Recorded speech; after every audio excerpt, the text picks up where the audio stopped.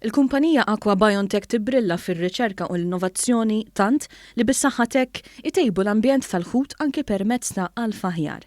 Il-kumpanija tispeċjalizza fit-tkabbir tal-ħut b'mod xjentifiku u speċi ta' ħut jinżammu f'tankiet apposta fejn isiru studji fuqhom biex jitjieb l-abitat tagħhom.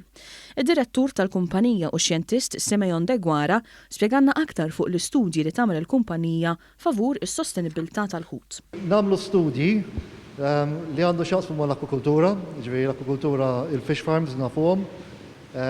Żewġ aspetti, waħda fuq il-likel tal-ħut biex dejjem intejbu il-mod kif nistgħu nżidu s-sostenibilità tal-industrija. Per eżempju, nużaw ingredienti li huma iktar sostenibbli. Imma biex tużhom trid tagħmel riċerka, trid tipprova tara l-ħut jibqa' xikber u dal-affarijiet. U dak huwa t-tip ta' xogħol li nagħmlu hawnhekk. De Guara żied jgħidilna wkoll li jsiru studji fuq il-mart tal-ħut għaliex bħalma l-bniedem għandu bżonn ċertu tilqim biex jiġġieled il-mart, il-ħut jitlaqqam biex jilqa' ċertu mart li jattakkah. Din il-kumpanija tal-akwakultura timpjega 85 ħaddiem, ħafna minnhom xjentisti, li jistudjaw fuq il-ħajja ta' taħt il-baħar u jagħmlu riċerka permezz ta' finanzjar minn fondi Ewropej illi ilaħħaq kważi 2 miljun nofs euro. L-istudji li tagħmel il-kumpanija mhumiex biss għal pajjiżna, iżda iħarsu lil hinn minn xtutna, kif spjega x-xjentist Mark Demek. Daw ikollhom ħafna proġetti speċjalment biex jgħinu pajjiżi li qed jiżviluppaw, pereżempju fl-Afrika.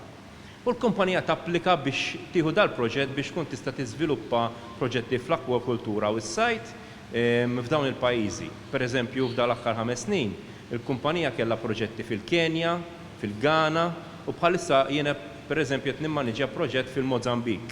Fi żjara lil din il-kumpanija l-Ministru għar-Riċerka u l-Innovazzjoni Owen Bonnici stqar li Aqua BioNTech hija eżempju perfett ta' kif ir-riċerka u l-innovazzjoni għandhom ikunu.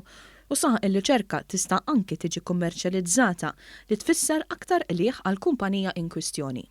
Stqar li l-qasam li Aqua BioNTech taħdem fih mhux wieħed żgħir u għalhekk investiment f'dan is-settur jista' iwassal għal tkabbir ekonomiku.